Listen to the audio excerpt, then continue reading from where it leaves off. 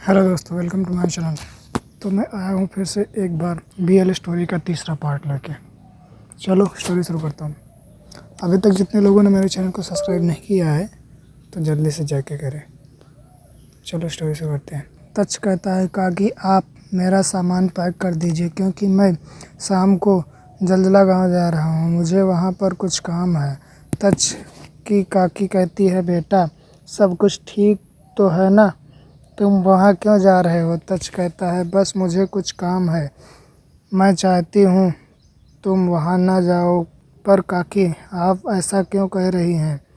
दरअसल मैं उस गांव में बहुत टाइम पहले रहा करती थी, लेकिन मैं उस गांव को छोड़कर जा चुकी हूँ।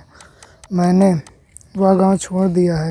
पर आपने वो गांव क्यों छोड़ा था? उस गांव के पीछे एक बहुत बड़ी कहानी है और अब तो बहुत साल हो चुके हैं उस बात को। तच पूछता है कि किस बात को काकी?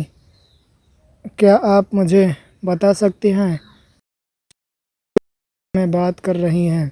मैं बस आपको इतनी ही बात बता सकती हूँ, आप अपना ख्याल रखिएगा। और हाँ, वहाँ पर एक हवेली है जिस हवेली का नाम है सीसा हवेली। उस हवेली में सीसा रहा करता है, शायद अब भी रहते होंगे। और आपसे बस इतना ही कहना चाहूँगा, आप इस हवेली में मत जाना।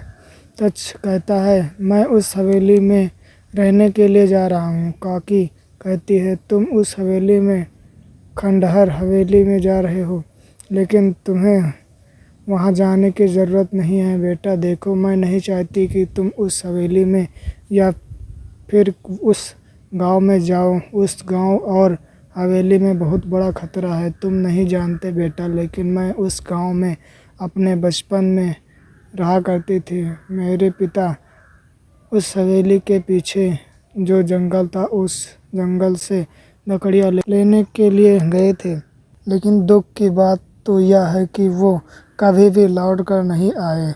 मेरी माँ ने उनका बहुत इंतज़ार किया। मेरी माँ टूट चुकी थी। एक दिन मेरी माँ को एक सपना आया और उन्होंने कहा कि मेरे पिता जिंदा हैं। मुझे उनकी बातों पर यकीन नहीं हुआ और यहाँ तक कि किसी भी गांव वाले उनकी बात पर यकीन नहीं कर रहे थे।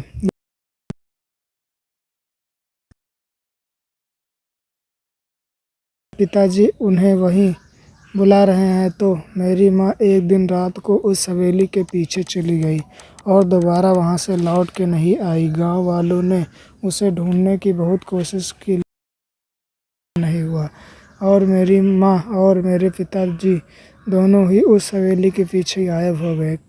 काकी आप ठीक तो हैं ना? मैंने अपना पूरा परिवार खो दिया। अब मेरे पास परिवार के नाम पर सिर्फ तुम ही हो और बेटा मैं तुम्हें खोना नहीं चाहती। मैंने अपना सब खोना नहीं चाहती। तच काकी को गले लगाता है और रोते हुए कहता है काकी मुझे जानकर बहुत बुरा लगा। आपके बुरे वक्त में आपका कोई अपना आपके साथ नहीं था। आप कितनी अकेली होंगी। उस टाइम मैं बहुत अकेली हो चुकी थी। मैं तुम्हें बता नहीं सकती मैं कितनी अकेली थी उस टाइम। इसीलिए मैंने फैसला किया कि मैं शहर जाऊंगी। मैंने शहर में बहुत ज़्यादा मेहनत की, लेकिन किसी ने भी ना तो मुझे रहने के लिए छत दी और ना कोई नौकरी। लेकिन बेटा, जितना बुरा वक्त आना था वो आ चुका।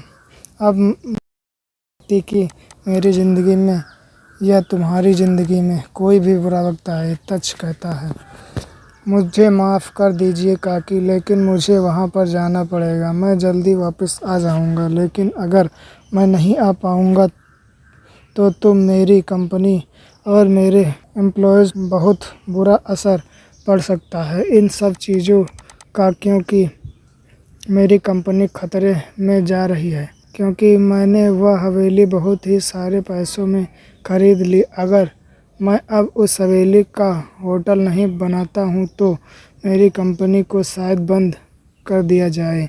काकी कहती है अच्छा ठीक है, तुम जाओ मैं तुम्हें नहीं रोकूंगी बेटा, मेरी दुआएं तुम्हारे साथ रहेंगी। बस तुम दूसरों के बारे में सोचते रहोगे, तब तक तुम्हारे साथ कभी भी बुरा नहीं होगा। तुम कब को जाने वाले हो? मैं शाम को जाऊंगा, काकी कहती है। और तुम कहाँ रहने वाले हो? वहाँ पर मैं गांव में रह लूँगा, काकी कहती है। उस गांव में ना मेरे मामा जी रहते हैं, तुम चाहो तो बेटा उनके यहाँ पर रह सकते हो, तच कहता है। काकी मैं किसी को परेशान नहीं करना चाहता। अच्छा ठीक है काकी, आप इतना फोर्स कर रही हो तो मैं उनके वहाँ रुक जाऊँगा। बस काकी कहती है हाँ ठीक है, मैं तुम्हारा जाकर सामान पैक कर देती हूँ, तच कहता है। जी ठीक है, कर दीजिए, वैसे भी मुझे शाम को जाना है। मैं फ़िलहाल के लिए बाहर जा रहा हूँ, आप